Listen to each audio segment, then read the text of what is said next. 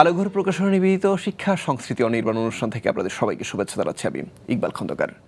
আশা করছি সবাই ভালো আছেন আর আমন্ত্রণ জানাচ্ছি অনুষ্ঠানের শেষ পর্যন্ত আমাদের সঙ্গে থাকবার জন্য। দর্শক, এই অনুষ্ঠানে আমরা কথা বলি আমাদের দেশের বরেণ্য মানুষদের সঙ্গে, জানি তাদের ব্যক্তিজীবনের কথা, জানি তাদের কর্মজীবনের কথা। তারই ধারাবাহিকতায় আজ আমরা যার সঙ্গে কথা বলবো তার নাম সুমন পাটোয়ারি। তিনি অভিনেতা, তিনি মডেল। সুমন ভাই, কেমন আছেন? আমি অলরাউন্ড জোসেন কুল। আমরা যে সুমন পাটোয়ারিকে চিনি, বড় সুমন পাটোয়ারিকে চিনি, বড়বেলা থেকে চিনি, কিন্তু তার একটা শৈশব ছিল, ছোটবেলা ছিল। ছোটবেলা থেকে একটু আসি, কেমন ছিল শৈশবটা? ছোট সবার যেমন থাকে আর কি, নর্মাল একদম ফ্যাটিক মোটাসোটা একটা বাচ্চা যাকে সবাই বুলিং করতো, আবার ভালোবাসতো। হ্যাঁ, তো দুইটাই আমি ছোটবেলা থেকে অভ্যস্ত। আর পড়াশোনার বিষয়টা? পড়াশোনার বিষয়টা তো যে খুব একটা আহামরি ভালো স্টুডেন্ট না, কিন্তু একটা ওই যে মিডিওকার স্টুডেন্ট, যার রোল নাম্বার যে ধরেন 20-এর পর থেকে 40-এর মধ্যে চলনসই থাকবে আর কি, মানে ঠিক একদম ফেলে দেওয়ার মতো না। আমার স্কুলটা ছিল ধার্মিক গভর্নমেন্ট বয়েজ। হ্যাঁ, সো আমাদের স্কুল থেকে ধরেন যে প্রতি বছর কিছু 2-4 জন স্ট্যান্ড করতো। হ্যাঁ, আমাদের স্কুলে, সো স্কুল ভালো হতে ওই ধারে ভারে জীবনকে কেটে গেছে আর কি। তারপর মা বাবার একটা সম্মানের ব্যাপার থাকে, তাদেরকে ডাকায় আবার যদি বেশি খারাপ। এটা তো একটা ভয়ঙ্কর জিনিস ছিল, কারণ আমি মানে পড়াশোনায় মানে খুব একটা যে ভালো ছিলাম না। তো একটা নর্মালের প্রমাণ হচ্ছে আমার বাবা বলছিল যে আমি যদি ম্যাট্রিক পাস করি তাহলে আমার স্কুলে চেয়ার টেবিলে পাস করবে। হ্যাঁ, কিন্তু আনফর্চুনেটলি আমার স্কুলে চেয়ার টেবিলটা পাস করছে। আচ্ছা, ওই সময়ে কি কখনো মনে হয়েছে যে অভিনয় করবেন পরে বা মডেলিং করবেন? না, কিচ্ছু মনে হয় নাই। ওই টাইমে ছোটবেলা থেকে আমার একদমই আমাদের আশেপাশে যখন 90s তো 90s কিড, তো আমরা 90s সবাই তখন আমরা মিউজিক করবো। উই আর দ্য মিউজিশিয়ান, মানে আমরা সবাই মিউজিক করবো, মানে আমরা মিউজিকের জন্য বুঝি না বুঝি মানে আসে না জান প্রাণ দিয়ে দিচ্ছি, মিউজিক শেখাচ্ছি। যেমন আমি যখন প্রথম জীবনে ব্যান্ড করি, আমার ব্যান্ডের মেম্বার কারা ছিল? মেম্বার ছিল হচ্ছে হাবিব হচ্ছে এখন যে হাবিব ওয়াহিদ। হাবিব ছিল, হাবিব হচ্ছে আমাদের জুনিয়র। বালাম আমার ব্যান্ডের গিটারিস্ট। হ্যাঁ, মাইসিদুর্য, মানে আমার বন্ধু বান্ধবরা প্রত্যেকে যারা মিউজিকটাকে সিরিয়াসলি নিয়েছে, তারা কিন্তু এখন একদমই টপ মিউজিশিয়ান হিসেবে কাজ করতেছে।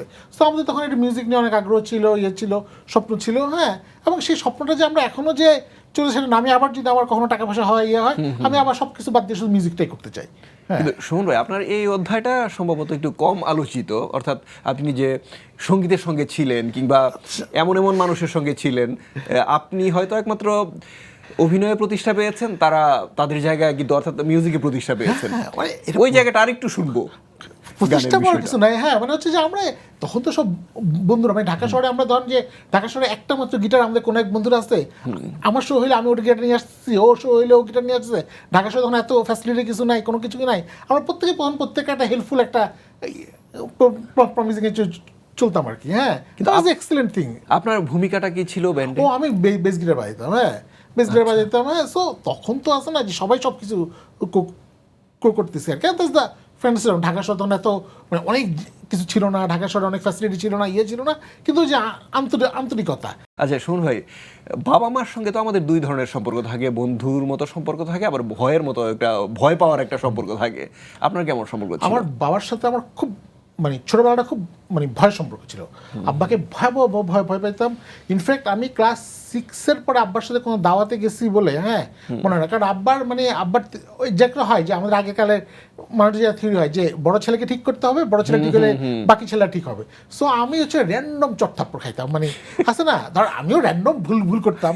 যেমন ধরেন যে খাবার টেবিলে বসে গ্লাস ধরার নিয়ম হচ্ছে এলো গিয়ে বাহাতে, কারণ এটা তো কিন্তু কারণ আমাদের হাতের মধ্যে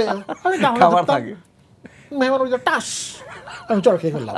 আর ফ্রিজ নাকি এইভাবে টান দিয়ে খুলতে হয়, ফ্রিজ নাকি গায়ে বসে পড়বে, এটাও ভুল। টাস এটা আমাকে এই পান নাকি কিনতেছে, পান নাকি বাতি নাকি জানি, আমি আসে না কে টাস টাস মানে আসে না। আমি এরকম র্যান্ডম চটথাপ্পড় খাইছি। ছোটটা শিখতে হবে তো। হ্যাঁ, ছোটটা শিখতে হবে, এবং সেহেতু আমার উপর একটা ভয়ঙ্কর গেল। তারপর ক্লাস 6-এর পর থেকে আমি ঠিক করলাম যে এমনও হয়েছে যে বাসার সবাই দাওয়াতে গেছে, আমি বাসায় একা, মানে ভয় লাগতেছে, কিন্তু বাসায় একা বসে আছি যে আব্বার সাথে তো আর কোথাও যাওয়া যাবে না।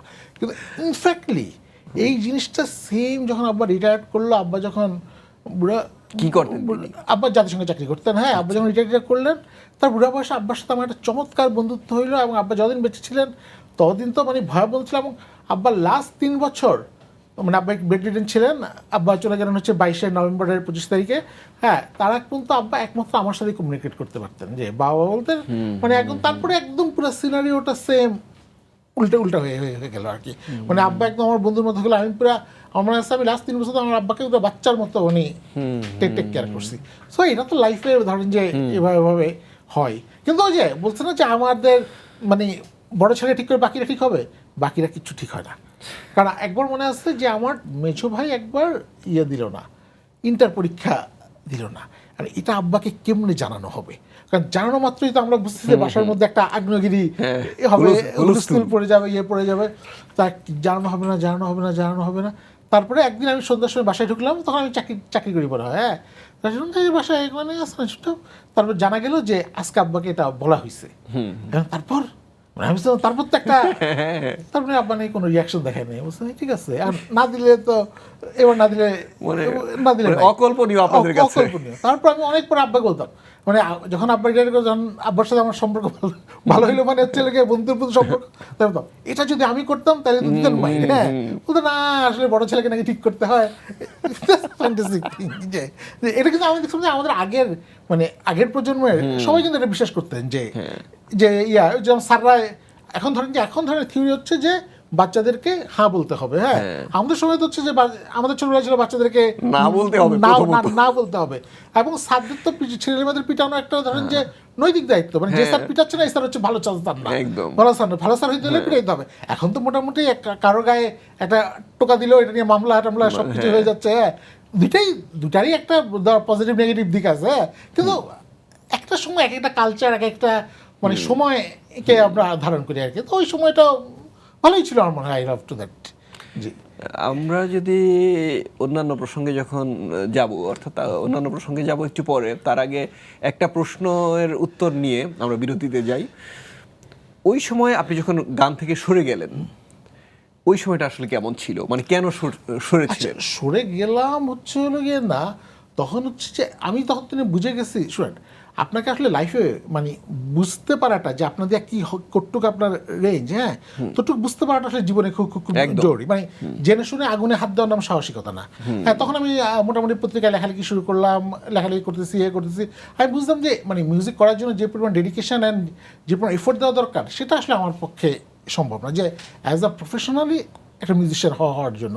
সো ওটাতে আমার চেষ্টা করার দরকার। মানে একটা জিনিস হচ্ছে যে আপনি হয়তো গান মানে গান বলেই যে আপনি আইব বাচ্চু হবেন সেটা কিন্তু না। হ্যাঁ, আপনি সঙ্গে গান গাইতে পারেন, দু একবার স্টেজে উঠেও গান গাইতে পারেন, আপনার স্কুলের প্রোগ্রামে, আপনার ভার্সিটির প্রোগ্রামে, আপনার অফিসের প্রোগ্রামে গান গাইতে পারেন। কিন্তু এর মানে এই না যে পুরো ব্যাপারটাকে আপনি প্রফেশনালি নিয়ে নেবেন। প্রফেশনালি হওয়ার জন্য আসলে প্রতিটা জিনিসেরই আসলে এক ধরনের মানে আমি কি বলবো, এক ধরনের মানে ফোর্স লাগে, এক ধরনের ডেডিকেশন লাগে, এক ধরনের এডুকেশন লাগে। মানে কোনো কিছু না এমনি চট করে না হওয়া যায় না বা হওয়া উচিত না। মানে হইলাম আর উঠে গেলাম, হ্যাঁ, এটা কোনো কাজ হয় না। আপনি যেটা করবেন সেটা আসলে আপনাকে জেনে বুঝে করা উচিত। মিউজিকটা আসলে আমার এক ধরনের ভালো লাগা, ভালো বাসার জায়গা হিসেবে থাক, আর বাকিটা বাকিদের মতো থাক। আমরা একটা বিরতি নিয়ে আসি। দর্শক, আপনারা দেখছেন আলগোর প্রকাশন নিবেদিত শিক্ষা সংস্কৃতি অনির্বাণ। আমাদের সঙ্গে আছেন অভিনেতা এবং মডেল সুমন পাটোয়ারি। আমরা তার কথা শুনছি, আরও কিছু কথা শুনবো বিরতির পর। সেই পর্যন্ত আমাদের সঙ্গে থাকার অনুরোধ করছি। বিরতির পর আপনাদের আরও একবার শুভেচ্ছা জানাচ্ছি আমি ইকবাল খন্দকার। আপনারা দেখছেন আলগোর প্রকাশন নিবেদিত শিক্ষা সংস্কৃতি অনির্বাণ। আমাদের সঙ্গে আছেন অভিনেতা এবং মডেল সুমন পাটোয়ারি। সুমন ভাই, জি, আমরা শুনছিলাম তার মানে আপনার সঙ্গীত শিল্পী না হওয়ার গল্প, কিন্তু যেটা হয়েছেন সেটা হচ্ছে অভিনেতা মডেল। সেই প্রসঙ্গেও যাব একটু পরে। তার আগে বলবো, আপনার একটা পরিচয় ছিল, আপনি লেখালেখি করতেন, সাংবাদিকতা করতেন। লেখালেখির বিষয়টা কিভাবে শুরু হয়েছিল, কিভাবে শেষ হয়েছে? এটা একটা খুবই একটা মানে আজব বিষয় আর কি। হ্যাঁ, লেখালেখি তো আমি জীবনে করতে চাই না, হ্যাঁ, পরীক্ষার খাতায় লিখতে চাই না, আর বাকি তো অন্য লেখালেখি তো বাদই। তা আমাদের তো বললাম একটা ব্যান্ড ছিল, তো আমাদের ব্যান্ডের একটা পরিচিতি লিখে আমার একটা বন্ধু হচ্ছে ওমর শরীফ, আমাদের সাথে গিটার বাজাতো, তো ওমরকে দিয়েছিলাম যে ভোরের কাগজে মেলার পাতাটা তখন খুব জনপ্রিয় ছিল, যেটা ভোরের কাগজে মেলা পাতায় দিয়ে দিস, তারপর ওনাদের মতো ঠিক না করে নিবে বা ওরা কাউকে দিয়ে লেখায় নিবে, কিন্তু আমরা মানে কোনো একভাবে আমাদের নিজেদের ছবি ছাপানো এবং ব্যান্ড পরিচয় বলে ছাপানো হয়েছে তখন। তো ওই লেখাটা পাঠানোর পরে মেলা পাতার যিনি সম্পাদক ছিলেন তিনি লেখাটা পড়লেন এবং পড়ে বললেন যে লেখাটা তো ভালো হয়েছে, উনি কি আপনারা একদিন আসেন, হ্যাঁ, আপনি লেখালেখি করছেন, আপনারা একদিন আসেন। তো ওমর বললো যাবি নাকি? আমি বললাম চল যাই। তখন তো জীবনে সব এক্সপিরিয়েন্স করতে ভালো লাগে। গেলাম, গিয়ে পরিচয় হইলো যে মেলাপাতার সম্পাদক, সেই সম্পাদকটা হচ্ছে সঞ্জীব চৌধুরী আর কি। এই যে সঞ্জীবদার বিষয়টা, সঞ্জীবদা আমাদের একটা স্মৃতির জায়গাটা এমনভাবে আছেন, তাকে আমরা শ্রদ্ধার সঙ্গে স্মরণ করি। মানে সঞ্জীবদার কাছে আমাদের আসলে কৃতজ্ঞতার কোনো শেষ নেই। মানে সঞ্জীবদা আমাদের প্রত্যেককে মানে নিজ হাতে বানাইছে, কিভাবে বাক্য লিখতে হয়, কীভাবে সঠিক বাক্য লিখতে হয়, কীভাবে ছোট বাক্য লিখতে হয়, এগুলো সব আমরা এরপরে এই মেলাপাতায় সন্ধ্যের সাথে কাজ করতে করতে পুরো জিনিসটা শিখলাম আর কি, যে কীভাবে বাক্য গঠন করতে হয়, কীভাবে ফিচার লিখতে হয়, কীভাবে নিউজ লিখতে হয়। এটা আমি না, আমার মনে হয় এখনকার অনেক জনপ্রিয় সাংবাদিক, হ্যাঁ, সঞ্জীবদার হাতে হাতে তৈরি করা, এবং হি ইজ মানে মাস্টার, মানে ওনাদের মাস্টার আর কি সঞ্জীব। কিন্তু আরেকটু যদি জানতে চাই যে এই লেখা কিংবা সাংবাদিকতা ইত্যাদি বিষয়ে তার সঙ্গে শুধু কথা হতো না, কি গানের বিষয়ে কথা বলা সব হতো? বিষয় সঞ্জীবদার সাথে এমন কোনো বিষয় নাই, হ্যাঁ, মানে যুদ্ধের সাথে থেকে চণ্ডীপাঠ পর্যন্ত আমরা আমরা সব বিষয় সঞ্জীবের সাথে কথা বলতাম। এবং তখন তো মনে হচ্ছে পত্রিকা অফিসের মাটি কামড়ায় পড়ে থাকাটা হচ্ছে পৃথিবীর সবচেয়ে সুখের কাজ, এবং এটাই হচ্ছে আমাদের সাংবাদিকতার শুরু। তারপরে তো মোটামুটি অনেক দিন তো লেখালেখির সাথে ছিলাম, এবং এখনো আমি একটা হলেও লেখালেখি 2 মাসে বা 3 মাসে নাইলে আবার মানে আছে না যে আমার বাকি বন্ধুরা রাগ করে, নামটা যাতে কাটা না যায় লেখার জায়গা থেকে। কিন্তু এবার আমরা অভিনয়ের শুরুর দিকটা নিয়ে কথা বলি। যখন আপনার মতো একজন অভিনেতা যাদেরকে আমরা চিনি তাদের শুরুর কথা বলি, তখন কিন্তু একই ঘটনা হয়তো অনেকবার বলা হয়েছে, তবু বলতে হয়, কারণ এমন না যে একটা সাক্ষাৎকারে একটা বলেছে আর একটা সাক্ষাৎকারে আরেকটা বলবো, এমন তো আর বলা যায় না। একটু মডেলিং এর শুরুটা একটু জানবো।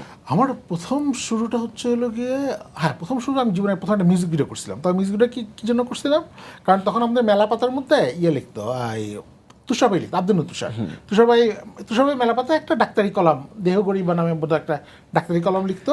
তো তুষার ভাই একদিন আমাকে বললো যে এই কালকে একটু আইসো তো, হ্যাঁ, এখন কি করতে, বলছে আমার একটা মিউজিক ভিডিও শ্যুট আছে, তারপর তোমারে ঢুকাই দিচ্ছি, আচ্ছা, তোমার লাগবে। হ্যাঁ, আচ্ছা ঠিক আছে, আসবো না। আর তুষার ভাই বলছে, বড় ভাই বলছে, পরের দিন তুষার ভাইকে ফোন করে চলে আসো। তারপর ডিএফপিতে বেলুড়ে ডিএফপিতে চলে আসলাম। আইসা ধরেন 5 মিনিট না 10 মিনিট একটা শ্যুট, সব মিলে এক ঘন্টা ছিলাম। 1 ঘন্টার মধ্যে এই শুটিং শেষ, আমি মোটামুটি আবার নাচতে নাচতে বাসায় চলে গেলাম। এবার আমি কিছু বুঝলামও না, কি করলাম না করলাম। এটার অনেক দিন পরে সাইদুর রহমান টুটুল ভাই ডিরেক্টর, তখন আমরা ভোরের কাগজ থেকে প্রথম আলোতে কাজ করা শুরু করছি। একদিন আসলেন, কী জন্য আসলেন, ওনারা একটা বিজ্ঞাপন করবেন, সেটার জন্য আমাকে মডেল হিসেবে। আমি বললাম এই জিনিস আমি জীবনে করি নাই, কোথায় করবো, মানে কেমনে করবো, বলছে কিচ্ছু করতে হবে না, আপনি চলে আসেন। তারপরে সেই বিজ্ঞাপনের ডেট পড়লো হচ্ছে আমার মাস্টার্স পরীক্ষার আগের দিন। এটা তো একটা মানে আমার উপর আল্লাহর গজব পড়া আর কি, মানে আছে না, মানে আগের দিন হচ্ছে, পরের দিন পরীক্ষার, আমি তো হচ্ছে ওই যে লাস্ট নাইট রিডার আর কি, যে লাস্ট দিন পড়বো। আমার পরের দিন সকালবেলা ওরা ধরে নিয়ে গেলো, এবং তারপরে ওটা একটা জিঙ্গল ছিল, মশাদুর দাগদুর সব কিছু ফুরফুর, আমার এখন মনে আছে 98 বোধ হয়, এটা 98 বা 99, হ্যাঁ। এবং তারপর হচ্ছে আমার চিন্তা হচ্ছে যে এটা কখন শেষ হবে, আমি কখন প্রেক্ষে যাবো। এবং আমার মনে আছে জীবনের প্রথম বিজ্ঞাপন আমি অনেকটা আনকাটি পাস করে গেছিলাম, কারণ হচ্ছে আমার চিন্তা হচ্ছে যে এটা যদি আমি ঠিকভাবে ডেলিভারি দিতে পারি তাইলে আমাকে এরা ছাড়লেই আমি চলে যাই মুক্ত। তারপরে হচ্ছে যে নাটক করলাম। তারপরে আমার জন্য প্রথম নাটক হচ্ছে কারণ আনিস ভাইয়ের লেখা, ওই যে একই আমরা হ্যাঁ, আনিস ভাই বলে শোনো আমার একটা নাটক আছে, তুমি এই একটু অভিনয় করে দাও। ঠিক আছে, আনিস ভাই বলছে, এটা তার না বলার কিছু নাই। হ্যাঁ, আনিস ভাই বলছে, আর গিয়াসুদ্দিন সেলিম ভাই ছিল ডিরেক্টর, সো ওটাও করলাম। কি নাম ছিল? ওটার নাম ছিল ঘরদোর বারান্দা। আমার এখন মনে আছে, ঘরদোর বারান্দা করলাম নাটক। তারপরে আস্তে আস্তে এই 1-2টা বিজ্ঞাপন, এই বিজ্ঞাপন, তারপরে কেমনে ওয়াইদের বিজ্ঞাপন করা মমতাজ আপার সাথে, এই সেই তারপর হাউসফুল করা, তারপরে যে কিন্তু শোন ভাই, হাউসফুলের কথা যেতেও আসলো, হাউসফুল নাটকটা আপনাকে আলাদা করে আলাদা মানুষের কাছে নিয়ে গিয়েছিল অভিনেতা হিসেবে। এই নাটকটার সঙ্গে কিভাবে যুক্ত হয়েছিল? এর সাথে কোনোভাবে আমার যুক্ত হওয়ার কোনো কারণ নেই, হ্যাঁ, কারণ আমাকে রেদওয়ান রনি যখন প্রথম ফোন করলো, আমি রেদওয়ান রনিকে চিনি না, হ্যাঁ, রনি ফোন করলো যে সুমন ভাই আমরা একটা ধারাবাহিক বানাচ্ছি হাউসফুল। আমি বলছি ভাই আমি অভিনয় পারি না, আমি এটা করতেও চাই না, আর আমার হচ্ছে গিয়ে আমি শুক্র শনি ছাড়া তো আমার সময় দেওয়া সম্ভব না। রনি বললো যে কোনো সমস্যা নেই, আপনি শুক্র শনি সময় দিবেন, হ্যাঁ, আপনাকে আমরা সুন্দর মধ্যে ছেড়ে দিব, হ্যাঁ, যদিও পরবর্তী সময় কিছু সত্য ছিল কিছু মিথ্যা ছিল, হ্যাঁ ছিল। আর তখন হচ্ছে আমি তো ফারুকি ভাইকে আগে থেকে চিন্তা করি, আমাদের আগে পুরনো বন্ধু মোস্তাক ফারুকি, ফারুকি ভাইয়ের আগে থেকে চিন্তা তো আমরা ফারুকি ভাইয়ের শিষ্য, হ্যাঁ, সো কাজ করতে আসেন, হ্যাঁ, ভালো লাগবে কই। আর রনি পারে আর কি, কোনো এক ভাই পটায় ফেলতে আর কি, রনি কোনো পটায় ফেললো, আমিও রাজি হয়ে গেলাম। গিয়া তো দেখি যে এত একটা মহা যন্ত্রণা হইলো। কিন্তু একটা ভালো জিনিস ছিল যে আমরা যতগুলো করছি, আমি মোটামুটি এটা 1.5 বছর বা 2 বছর শ্যুট করছি, কিন্তু 1.5 বছর 2 বছর আমরা শুক্র শনিবারই শ্যুট করছি। মানে অন্তত আমার পারলো, ওরা আমাকে এটাই করছে। ধরেন যে মোশাররফ ভাই, সুমাইয়া শিমু, মিথিলা, তারপরে হায়াত চাচা, হ্যাঁ, প্রত্যেকে আসলে মানে আমি আর মিথিলা তখন চাকরি করি, আমাদের জন্য শুক্রবার শিডিউল মিলাইতো, এবং আমি ওনাদের কাছে খুবই গ্রেটফুল যে ওনারা মানে এত ব্যস্তের মধ্যে, এবং ওই যে আমাদের যেটা বন্ডিং তৈরি হলো একটা, সেই ভালোবাসাটা আমরা এখনো, আমাদের ভালোবাসাটা আছে। এবং তারপর কি হাউসফুল তখন মোটামুটি তুঙ্গস্পর্শে জনপ্রিয়, হাউসফুল যে দেখে সেই চিনে। সো ওই একটার পর একটা করা আর কি। শোনবা একটা বিরতি নিয়ে আসি। দর্শক, আপনারা দেখছেন আলোগর প্রকাশনা নিবেদিত শিক্ষা সংস্কৃতি অনির্বাণ। আমাদের সঙ্গে আছেন মডেল এবং অভিনেতা সুমন পাটোয়ারি। তার কথা শুনছি, আরও কিছু কথা শুনবো বিরতির পর। সেই পর্যন্ত আমাদের সঙ্গে থাকার অনুরোধ করছি। বিরতির পর আপনাদের আরও একবার শুভেচ্ছা জানাচ্ছি আমি ইকবাল খন্দকার। আপনারা দেখছেন আলোগর প্রকাশনা নিবেদিত শিক্ষা সংস্কৃতি অনির্বাণ। আমাদের সঙ্গে আছেন মডেল এবং অভিনেতা সুমন পাটোয়ারি। সুমন ভাই, আমরা আপনার কথাই শুনছি, আপনার কাজের কথা শুনছি, তবে আরও শুনবো। তার আগে ভিন্ন একটা প্রসঙ্গ, সেটা হচ্ছে আমাদের যারা পৃষ্ঠপোষক আলোগর প্রকাশনা, তারা একটা বড় কাজ করেন। সেটা হচ্ছে ঢাকার বাইরে বা প্রত্যন্ত অঞ্চলে যেসব স্কুল আছে, যেসব স্কুলের ছাত্রছাত্রীরা সেভাবে বই পায় না, তাদের হাতে বই তুলে দেওয়ার জন্য ওই সব স্কুলে গিয়ে গিয়ে বই মেলা করে।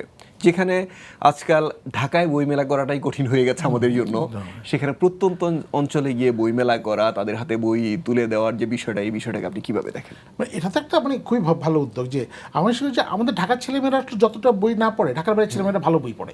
মানে আমার বিভিন্ন কারণে ঢাকার বাইরের ছেলেমেয়েদের সাথে অনেকবার কাজ করার সুযোগ হয়েছে, অনেকবার হয়েছে, কিন্তু আমাদের ঢাকার ছেলেমেয়েদের থেকে ওরা বই পড়ে, ওরা ধরেন একদম প্রপারলি বাংলা ভাষাটা জানার চেষ্টা করে, এবং ফুললি ওরা ভালো মতো শিখে, ওরা বানানটা ভালো মতো শিখে।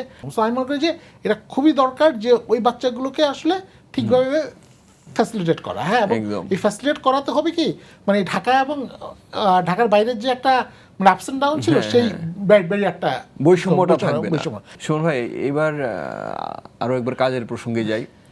আপনার একটা কাজ সম্প্রতি খুব আলোচিত হয়েছে, আপনার চরিত্রটাও আলোচিত হয়েছে, ফিমেল যে নাটকে হাতি টুটুল।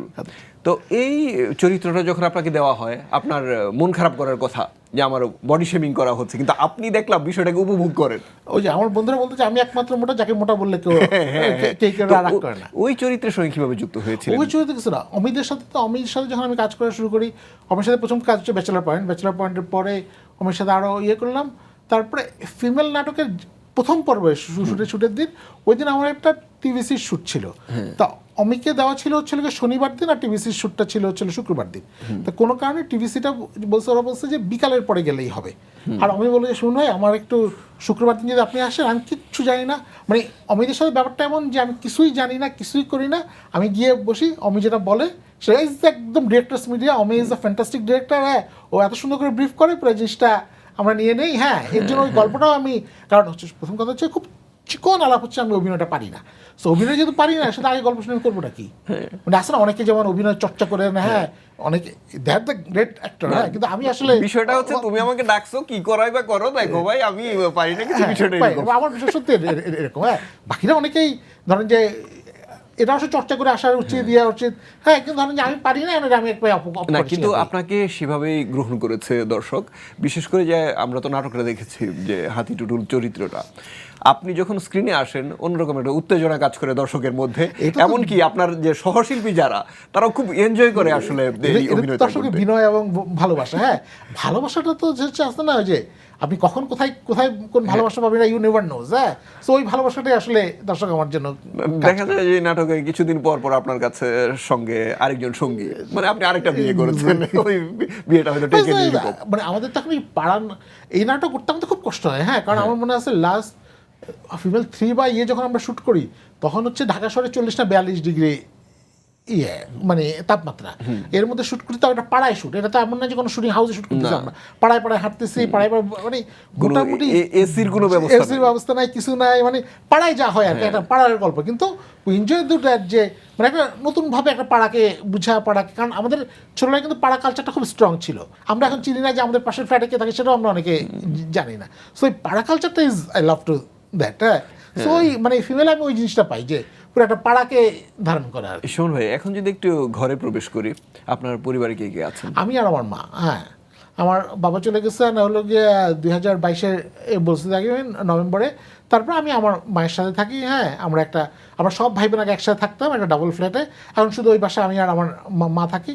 আমার দুই ভাই বাইরে ছিল, এক ভাই এখন দেশে ফিরছে। আমরা একই বিল্ডিংয়ে আমার সব ভাই বোন থাকে, কিন্তু দোতলায় আমি আর মা থাকি, এবং আমরা মা ছেলে খুবই আনন্দেই দিন যাপন করি। ছোটবেলার বিষয়টা যদি আবার একটু টেনে আনি, ওই সময় তারা মানুষ হবে, আপনাকে দেখে আপনার উপর যাবতীয় শাসন আপনার উপর প্রয়োগ করা হতো যাতে অনেকটা তারা মানুষ হয়। তো এখন আসলে আপনাদের সম্পর্কটা কতটা বন্ধুর মতো অথবা ভয়ের? না, এখন আমাদের দুই ভাইয়ের সাথে আমাদের খুবই বন্ধুর মতো হয়। যারা যে ছোট ভাই থাকে তার সাথে আমার সকালেও কথা হয়েছে, হয়েছে, মানে আছে না, এখন তো আর ধরেন যে সব এইসব ব্যারিয়ার টেরিয়ার সব শেষ আর কি, হ্যাঁ, কিন্তু উই লাভ টু দ্যাট, যে মানে একটা ফ্যামিলির মতো থাকা, মানে আমরা সব ভাইরা একটা বিল্ডিংয়ে থাকতে পারতেছি। সো আমি মনে করি যে আল্লাহর কাছে এটাই শুকরিয়া, যে এছাড়া আর কি চাবো বলেন লাইফে। আমরা শেষ করব, একটু শেষ প্রশ্নটা করি। এই সময়টায় কাজ করছেন নানা রকম, হয়তো আপনার একবার দিন বেঁধে দেওয়া যে শুক্র শনি ছাড়া কাজ করতে পারেন না, তবু অনেকগুলো কাজ করা হয়েছে। এখন কি করছেন? এখন ওই যে আমার মনে হচ্ছে এখন নাটকের কাজ খুব কম করতেছি, মানে লোকজন নাটকে কি অফার দিচ্ছে না নাকি ডাকতেছে না বুঝতেছি না, হ্যাঁ।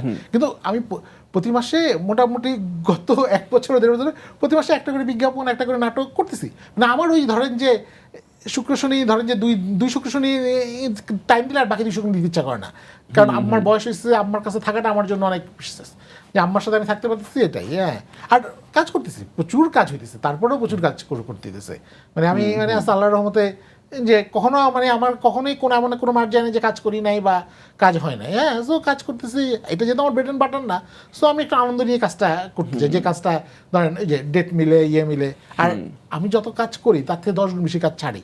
মানে আছে না যে ভাই বুধবারটা একটু দেন, তাই আমাকে আপনি ফোন করা মাত্র আমি জিজ্ঞাসা করবো না যে ভাই স্ক্রিপ্ট কি, এটা রেমুনারেশন কি, এবং আপনি যে বলেন যে 28 তারিখে ডেট, আমি 28 তারিখও শুনতে চাই। আমি বলতে যে দিনটা কি, মানে 28 তারিখের আসলে অনুবাদ হচ্ছে লেগে যে এটা কি বুধবার, বৃহস্পতিবার না শুক্রবার, হ্যাঁ। আমি বলি দিনটা বল, বলে হ্যাঁ এটা তো সোমবার। আমি তাহলে ফোন রাখ, হ্যাঁ। মানে আর বাকি কোনো আলাপের মধ্যে আর আমি বুঝতে পেরেছি। তবু কাজ হোক, আর সবচেয়ে বড় বিষয় যেটা লেখালেখিটা চলুক, কারণ একটা সময় গিয়ে আমরা আত্মজীবনী লিখি, সেটার জন্য হলেও লেখালেখিটা চালু রাখা দরকার। সেটা তো এখন তো সবাই লিখছে, হ্যাঁ, পড়ার লোক। আপনার আত্মজীবনী তো আরেকজন লিখবে না, আপনারই লিখতে হবে। এখন তো সবাই লিখতেছে, পড়ার লোক। আমি আসলে পড়তে চাই। আমি যেমন প্রতিদিন 1 পাতা হইলেও বই পড়ি, মানে এটাই হচ্ছে আমার শখ। ইনফ্যাক্ট মানে খুব সুন্দর করে আমার কপাটের সামনে আমার একটা বুক শেলফ আছে, হ্যাঁ। আছে না যে আমি প্রতিদিন 1 পাতা হলেও বই পড়ার চেষ্টা করি, কারণ হচ্ছে এটাই আমার শখ আর কি, হ্যাঁ। এছাড়া তো আর কোনো রকম শখ নাই, গিটার বাজানো আর একটু 1 পাতা বই পড়া, যে মিনিমাম 1 পাতা পড়া। তো এটাই লাইফ ইজ বিউটিফুল। শোন ভাই, আমরা বিদায় নিচ্ছি। খুব কম কথা শোনা হলো, আপনার আরো কথা শুনবো অন্য কোনোদিন যদি সুযোগ পাই। ভালো থাকবেন আপনি। ভালো থাকবেন আপনি। আপনি সবাই ভালো থাকবেন। দর্শক, এতক্ষণ আমরা কথা বলছিলাম অভিনেতা এবং মডেল সুমন পাটোয়ারির সঙ্গে। তিনি বলছিলেন তার ব্যক্তি জীবনের কথা, কর্মজীবনের কথা। আমরা অনুষ্ঠানের শেষ পর্যায়ে চলে এসেছি। এখন অতিথিকে বই উপহার দেওয়ার মধ্য দিয়ে আমরা বিদায় নেব। এই অনুষ্ঠানে প্রচার হয় প্রতি রবিবার রাত 8:30টায়, আর প্রচারিত পর্বগুলো দেখা যায় জিটিভির ইউটিউব চ্যানেলে। সবার জন্য শুভকামনা জানাচ্ছি আমি ইকবাল খন্দকার। আল্লাহ হাফেজ।